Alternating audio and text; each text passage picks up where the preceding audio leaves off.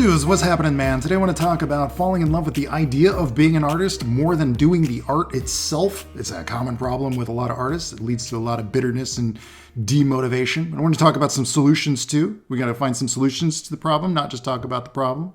But first, I got a word from my sponsor, and guess what, dudes? Guess what? It's that time. It's my hot winter sale. That's right. I got my winter sale over on my Gumroad channel. Over there, you can get beginner tutorials on like how the basics of drawing, and just getting started with drawing, all the way up to pro tutorials, like how I do concept art for big, huge AAA video games that I've worked on, like Overwatch and League of Legends and Diablo 3 and Fortnite and such. So right now, get that sweet discount by using the sale code that you see on the screen. And remember that a portion of all sales go to help out the pups. These are lost or abused or abandoned animals. And the ASPCA, well, they do a lot of good for helping those animals find homes. All right, dudes, let's get into it. Let's talk about signs that maybe you should give up on a career in art. Now, let me tell you something. Every single day, I open my mailbox, my email box, and it's just flooded. It's flooded with people who are desperately trying to become a concept artist, a comic book artist, a professional artist.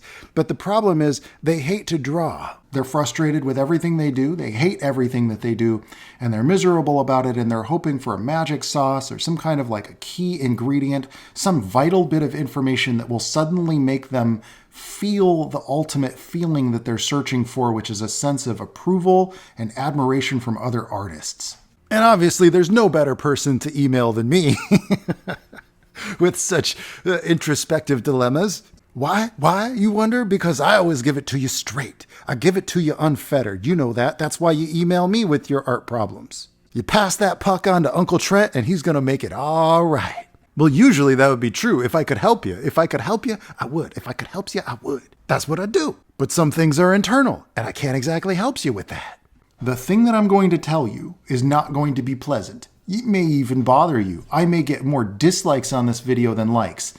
But I'm going to say it anyway because somebody needs to tell you. If every time you sit down to draw, you're in misery, if every time you have to do a drawing and you look at it after you're done and you just feel worse off than before you started, if you posted your artwork online and it just got 0 likes and that really upset you so much that every day you're just bitter about art, if you feel that way, just stop. If you're more in love with the idea of being an artist than the actual process of making the art, just stop. You're going to have a miserable life because even if you persevere, even if you bang your head against the wall and you force yourself to enjoy it, you force yourself to do it until the point where you can actually do a good job at it, even if you reach the point where you get really good and you get that admiration, you'll still hate doing it, and other people will hate you for being unhappy with their dream job. How dare you have everything that I ever dreamed of and you're not happy? How dare you? There will never be a point for any artist, there will never be a point where you will feel like you are, quote, good enough. It doesn't ever happen. You never get to rest easy at night. You never get to sleep easy and cozy. You never get to that point. Not when you get the job on the big AAA game. Not when you get featured on the cover of a magazine. Not when you're the #1 comic book seller in the world. You'll never feel that what you're doing is good enough. That feeling, emptiness of wanting people's approval, it stems from something else. It has very little to do with art. So what are the signs? What are the signs that maybe you should quit drawing? What are the signs that maybe you should give up on art? And I want to be clear, when I say give up on art, I mean as a career. Like I think there's 2 different kinds of art, okay? There's the art that you make for yourself. It's like, I like to, collect popsicle sticks and then I turn them into like robots. Like, okay, that's awesome. And then sometimes I take them out to the show on the weekends, the art show, and I sell a couple of them for $50 a pop. Like, that's awesome. It's not a job, but it's therapeutic. It's a sense of personal expression. The bigger reason to do art is probably personal expression. I think that there's a lot of therapy in art. There's a lot of other reasons to do art. And a lot of you in the comments are already like drafting up your comments where you're like, yeah, I don't need to be a pro. I could just enjoy doing this. I want to draw a story. in a comic book about a character who does something that I think would be cool. Or, you've got your own idea for a painting that you want to make, or you just want to be able to do it. That's cool.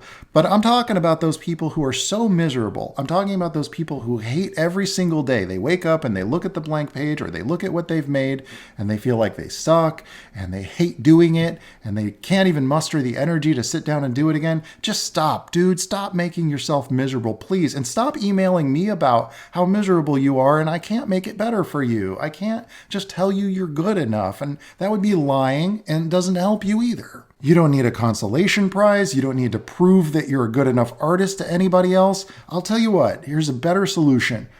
Fall in love with drawing the way you want to draw. Okay? Stop looking at what the industry standard is. If you hate doing it the way that the industry standard is anyway, and you feel like you'll never get there, then don't do it that way. Do it your way. Do it a different way. Do it a way that you actually enjoy. I would much rather do an art style that's fun to do than one that would get me jobs. Because if there's an art style that requires all of this painstaking process that I would absolutely be miserable making, why would I want that for a job? It doesn't matter how much money it pays. Every single day would be misery. Why would you even want that? It sounds so awful to me, but that's the trap that I'd say so many people. And when I say so many, I mean, I don't mean to be judgmental of these people, but it's these people. I don't mean to be judgmental of people who feel this way, because I've felt this way many times in my life as well. And you should know that. It is the artist's trap. It's like, I will do whatever it takes for people to accept my art, even changing it so much that I don't even enjoy doing it. That's a catch-22, brother. Don't fall into that trap. Another thing that I would advise you on is it's okay. I can tell you now, it's okay to let go of that art dream if it's making you miserable, because the greater purpose in life isn't about being the envy of everybody else's attention. It's not about getting a successful career as an artist. That's not even anywhere near remotely as important as having successful family lives, or having a healthy body, or having a healthy relationship with your family and the people that are involved in your life. That's so much more important, right? So why put yourself through a nightmare? Why put yourself through misery? Why put yourself through all the pain and the angst, the physical anguish? I get letters from people that are saying, "Oh man, I can't become a pro artist because I can only draw for a few hours a day because of medical reasons." And it's like, okay, well, draw for a few hours a day if you really enjoy it, and make your own product. You don't need the approval of some corporate entity. You don't need for some executive, some suit to come along and tell you when they, how they could sell your artwork or tell you how to draw. You don't need that. You can build a business around your own artwork with the limitations of what you have. And in fact, that can be part of your thing. It can be part of the story behind why people will care about what you're making. Use all of your struggles as part of your story. People like that. People like to see people who overcome adversity, people who overcome challenges. And if I sound really intense in this video, it's because it's every day. I'm not a therapist, but I can tell you, if somebody's, banging their head against the wall and you're insisting that they stop, but they keep doing it anyway, at some point you're going to just want to scream at them. That's how I feel. Stop hurting yourself. If you hate drawing, stop drawing.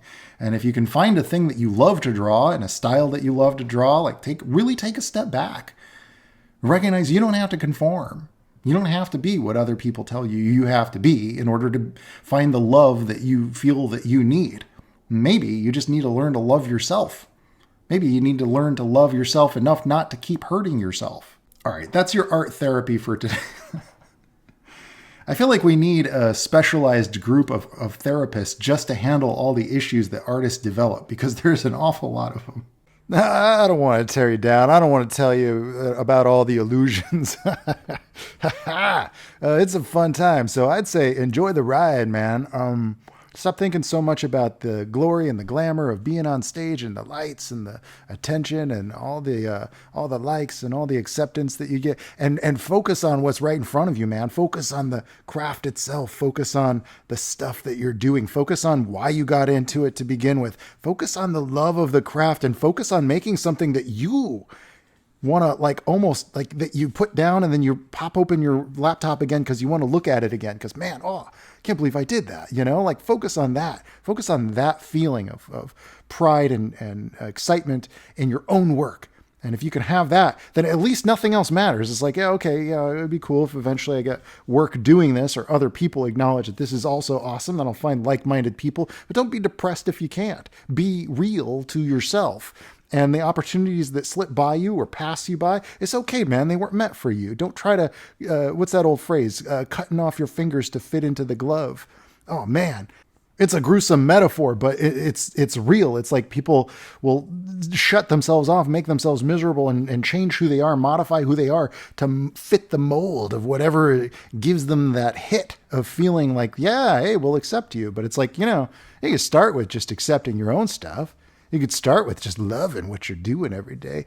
You could start with just, finding that passion for the craft again.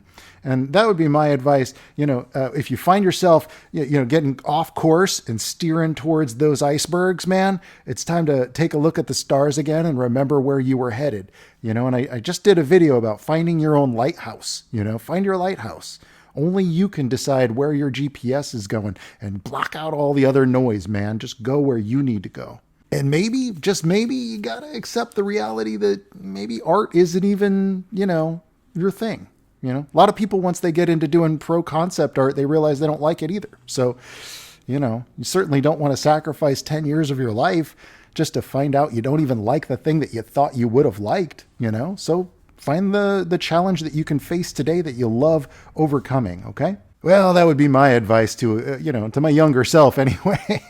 if I were asking, if my 10-year-old self, if my younger self was asking, that's what I would tell. And I know these are hard truths, they're hard pills to swallow, so I'm going to give you some good news. The good news is that I wrote a book all about this stuff. It's about overcoming your challenges. It's a story of a monk that tries to find a shortcut to ancient Kung Fulio power any way possible so that he could stand up for himself. And he goes through Kung Fu adventure, basically a Kung Fu mystical fantasy adventure to find the secrets of Kung Fulio. And that is the Twilight Monk novel. It is an illustrated novel. It has over 70 illustrations, and it's available over on Amazon, Kindle, or in print edition. I also have signed limited edition versions of that over on my eBay channel. That's right, I got an eBay channel now, so you can pick up signed editions of my books and original art and all kinds of fun stuff direct from me, man.